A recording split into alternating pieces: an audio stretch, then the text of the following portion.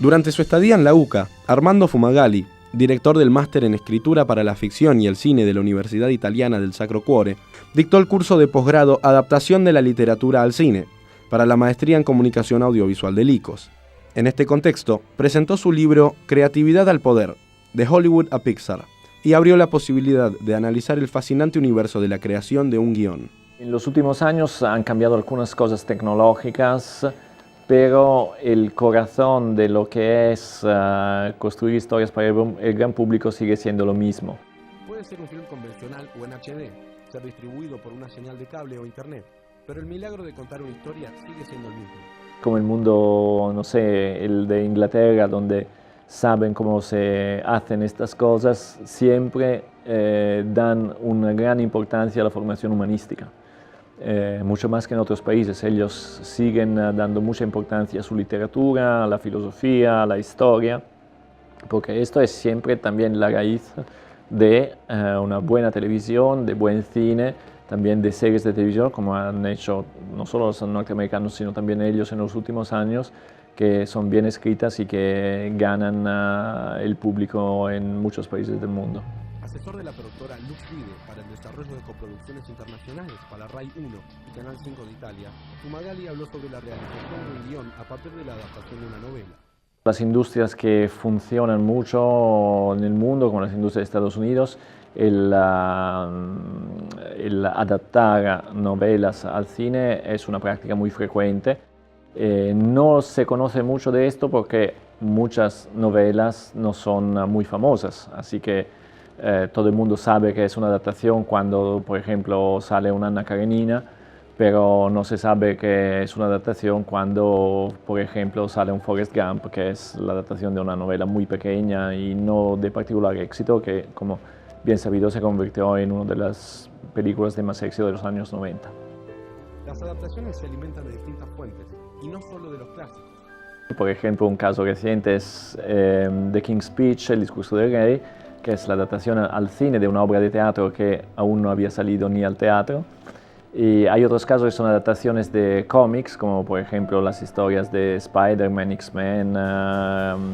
Hay otros casos que son adaptaciones de cosas diferentes. Por ejemplo, la serie de los Piratas de los Caribes formalmente es una adaptación de los personajes de un parque temático de Disney. La traducción de una novela al cine ha originado grandes polémicas. En este proceso, ¿cuánto puede quedar de la historia original? Los procesos de adaptación pueden ser muy diferentes entre sí. Hay casos en que se busca una fidelidad sustancial a la obra original, y hay casos en que se habla de adaptación solamente porque fue necesario comprar derechos de una obra, quizá para utilizar un personaje entre 10 o para utilizar una parte de la trama, pero se puede ser muy libres y cambiar muchísimo. Pablo Picasso solía decir que su obra era el resultado de un 90% de trabajo y el resto inspiración. ¿Se puede enseñar la creatividad? Una cosa muy importante que en nuestro mundo europeo y latinoamericano no tenemos lo suficientemente clara es que una parte amplia del trabajo de desarrollo de historia y de trabajo creativo se puede enseñar. Es claro que hay un talento que de cierta forma no depende de cursos o de adquisición de técnicas, etc. Hay un talento que es algo que uno o tiene o no tiene. Pero hay un 10% de talento, frecuentemente un 90% de capacidad profesional que se puede aprender y se puede enseñar. Sacro Cuore de Milán ha creado un máster para guionistas y productores de cine y TV que ha incorporado la experiencia de las mejores escuelas norteamericanas. Hemos formado a muchísima gente que está trabajando a niveles muy altos en la industria del cine y de la televisión, no solo en Italia, sino también en otros países. Fumagalli también reflexionó sobre la vigencia de las estructuras clásicas, desde la poética de Aristóteles en adelante. En Estados Unidos sigue habiendo muchísima gente que, yo creo con razón, hace referencia a unos conceptos fundamentales de la poética de Aristóteles que siguen vigentes, que son como muchas cosas de Aristóteles son basadas en una aplicación inteligente del sentido común. Una película tiene 3 dimensiones autorales: el guionismo, guionista, el director y el productor. No muchos saben que cuando una película gana el Oscar, el premio lo dan no al director, sino al productor. ¿Por qué? Porque el productor es la persona que hace la coordinación de todos los aspectos artísticos de la película, mientras que el director se dedica más directamente a la puesta en escena, a la dirección de actores.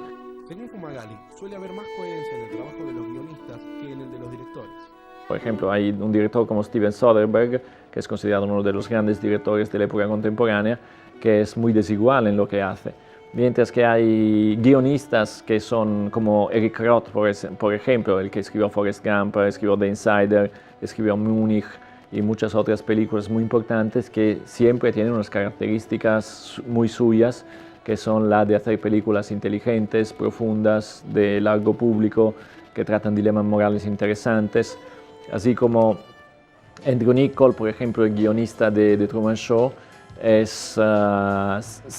Truman Show es claramente una película mucho más de Andrew Niccol que no de Peter Weir. Para el profesor de la Universidad del Sacro Cuore, la mejor adaptación de un clásico de la literatura al cine fue Sense and Sensitivity, de Jane Austen, dirigida por Andy.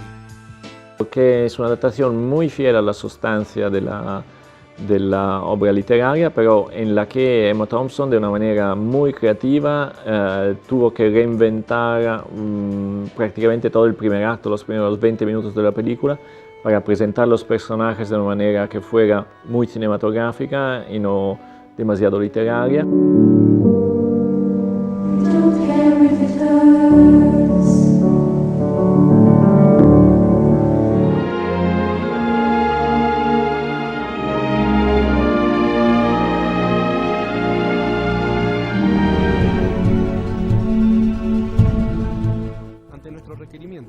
Fumagalli confeccionó una lista de sus guionistas favoritos. A mí me gusta mucho todo el trabajo de William Nicholson, que es un inglés, el que escribió Shadowlands, Tierras de Penumbra o Tierras de Sombra, no me acuerdo cuál es la traducción aquí. Escribió también los últimos borradores de Gladiator, el Gladiador, escribió ahora Les Miserables. Son guiones que son muy profundos y tienen también una alta calidad literaria. Un autor que ha hecho un guion excelente es el autor de Discurso del Rey, que se llama David Seidler, que ha venido a dar clase también a nuestro máster en Milán. Es una persona que ha trabajado muchos años, pero después de muchos años ha sacado esta obra maestra, porque esta película yo creo que es una gran película.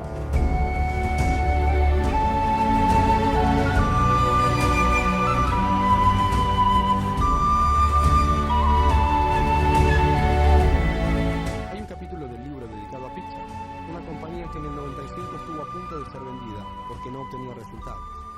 Fue salvada por el formidable éxito de Toy Story, mas la fusión con Disney en el año 2006 valía más de $7.000 millones.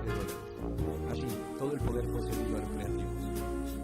Una cosa muy importante es que hacen unas películas de entretenimiento que tienen valores muy buenos y muy universales, porque han salido de un politically correct que estaba imperante en Disney en el primero de los años 90, y han vuelto a proponer historias con valores de raíz también cristiana.